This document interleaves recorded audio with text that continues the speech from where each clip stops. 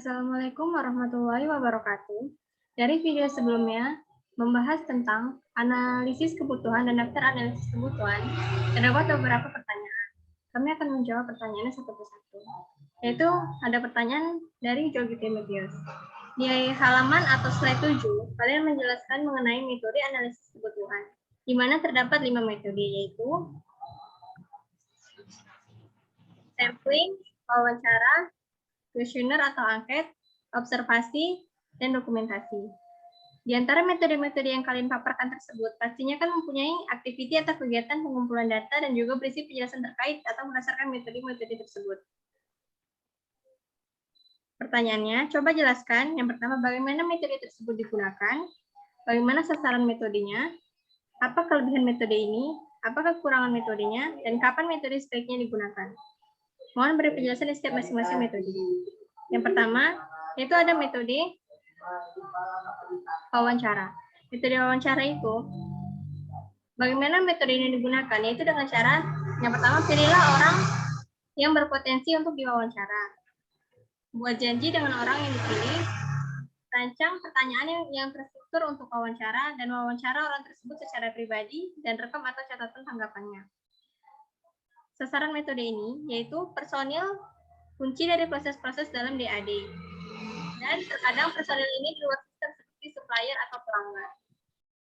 Kelebihan metode ini yaitu pewawancara mampu meminta keyakinan atas respon yang diterima, baik untuk suatu penyelidikan dengan menggunakan pertanyaan yang tidak terstruktur, dan menunjukkan kehadiran personal, dan terakhir mendapatkan tanggapan yang tinggi jika ada jadwal pertemuan.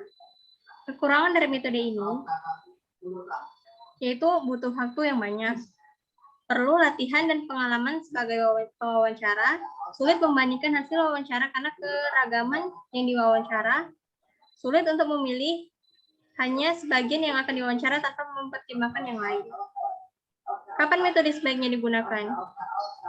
Yaitu memperoleh pendapat dari personel kunci, menguji kredibilitas atau kepercayaan, mengetahui ada atau tidaknya ketidakyakinan atau perbedaan pendapat, dan memantapkan kepercayaan tim perancang. Dan yang kedua, itu ada metode kuesioner.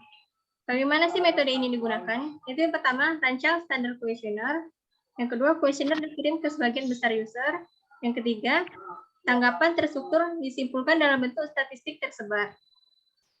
Sasaran metode ini yaitu semua user yang mungkin mengetahui pemecahan masalah sistem, dan semua user yang terlibat dalam setiap proses dalam DAD. Kelebihan metode ini yaitu lebih murah dan lebih cepat dibandingkan wawancara. Tidak perlu penanya yang terlatih, cukup seseorang yang cukup ahli dalam merancang kuesioner. Mudah dalam membuat sintesa hasil selama pertanyaannya sudah terstruktur, dan dapat dengan mudah menjangkau semua user dengan biaya rendah. Kekurangan dari metode ini yaitu tidak dapat menanyakan hal yang berbeda terhadap user khusus. Keterlibatan analisa tidak mengenai orang tertentu, dan tingkat tanggapan rendah karena tidak ada keharusan bagi user untuk mengembalikan kuesioner, dan tidak dapat menggali jawaban lebih dalam tentang tanggapan user tertentu atau khusus. Metode ini paling baik digunakan jika masalahnya sederhana, pertanyaannya tidak ambigu, banyak jumlah user atau partisipan yang ingin dilibatkan, dan waktu dan dananya terbatas.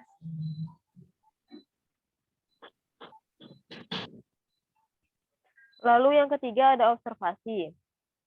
Bagaimana menggunakan metode ini? Analis datang ke area dan melakukan pengamatan. Lalu analis mencatat segala yang terjadi di lapangan, khususnya volume dan kecepatan proses ini. Lalu ada sasaran metode. Yang pertama, lokasi proses secara geografis seperti yang terlihat dalam DAD. Lalu ada keuntungan atau kelebihan dari metode ini. Hasil lebih mendekati kenyataan, bukan hanya pendapat. Lalu tidak membutuhkan pertanyaan yang tersusun. Tidak ada hal yang disembunyikan. Lalu analisis tidak begitu saja mempercayai pendapat user. Di sini kerugian atau keuntungan metode ini. Pertama, kemungkinan analis melakukan perubahan operasional jika tahu. Yang kedua, tidak ada pengamatan yang selesai dalam waktu singkat. 3, butuh pengalaman dan keterampilan analisis dalam bidangnya Lalu kapan metode ini sebaiknya digunakan? Membutuhkan gambaran yang lebih banyak tentang waktu, volume, dan lain-lain. Ada kecurigaan terhadap kebenaran informasi yang diterima. Lalu keempat, dokumentasi. Bagaimana menggunakan metode ini? 1. Tentukan dokumen dan laporan kunci. 2. Kumpulkan dokumen dan laporan yang aktual. 3. Untuk setiap dokumen atau laporan, jenis data berikut perlu disimpan: nama file, format, frekuensi, penggunaan, dan susunan pengkodean. Lalu ada sasaran metode, yaitu aliran data kunci seperti yang digambarkan dalam DAD. Keuntungan atau kelebihan metode. Yang pertama, gangguan terhadap fungsi operasi minimum. Kedua, segera dapat dibuat kamus data. Yang ketiga, selalu dimungkinkan perubahan tanpa melakukan perubahan prosedur dari dalam sistem berjalan. Kekurangan metode yaitu boros waktu. Lalu metode ini paling baik digunakan saat sistem baru dimulai dirancang. Yang kelima ada sampling. Dapat membantu mengurangi waktu dan masalah analisa. Perlu cermat dalam memilih sampel. Sarannya, yang pertama, hati-hati dalam menentukan sampel yang dapat membantu. Yang kedua, tidak perlu sampel yang sempurna. Yang ketiga, gunakan sampel yang tepat. Sampel adalah fakta dan bukan pendapat atau opini. Fakta dalam dokumen, prosedur, dan laporan yang mengabaikan penilaian atau aduan. Jangan takut mengulang pengambilan sampel.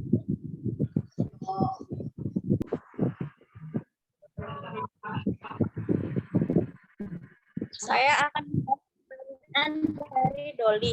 Pertanyaannya itu, menurut kelompok 3, mengapa karena analisis kebutuhan merupakan langkah awal untuk menentukan gambaran perangkat yang akan dihasilkan ketika pengembang melaksanakan suatu proyek pembuatan perangkat lunak.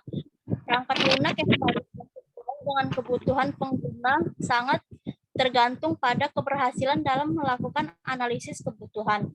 Untuk proyek-proyek perangkat lunak yang besar, analisis kebutuhan dilaksanakan setelah aktivitas sistem informasi, engineering, dan software project planning. Dan analisa kebutuhan yang baik belum tentu menghasilkan perangkat lunak yang baik. Tetapi analisa kebutuhan yang tidak tepat dapat menghasilkan perangkat yang tidak berguna.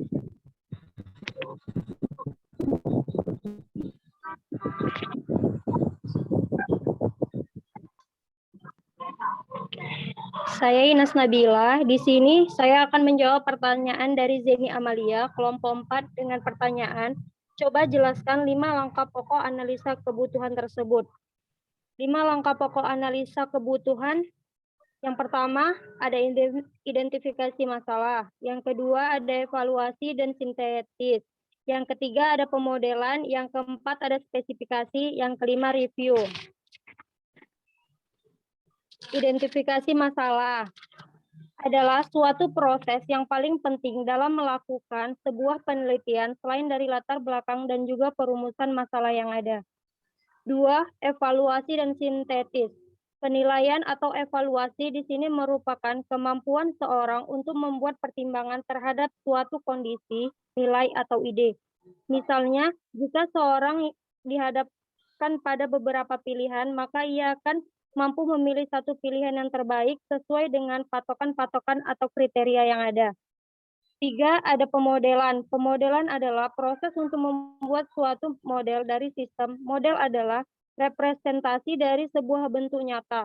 Sedangkan sistem adalah saling keterhubungan antar elemen yang membangun sebuah kesatuan, biasanya dibangun untuk mencapai tujuan tertentu. Yang keempat ada spesifikasi, adalah perincian dari pembandingan suatu jenis hal yang selalu dikaitkan dengan kemampuan khusus. Yang kelima ada review, adalah suatu tinjauan ringkasan atau tinjauan ulang yang disebut review text atau text review yang memiliki pengertian sebagai teks yang berfungsi untuk memberikan penilaian kritis atau tanggapan terhadap suatu kegiatan, karya seni atau produk bagi pembaca atau pendengar. Terima kasih untuk yang telah bertanya.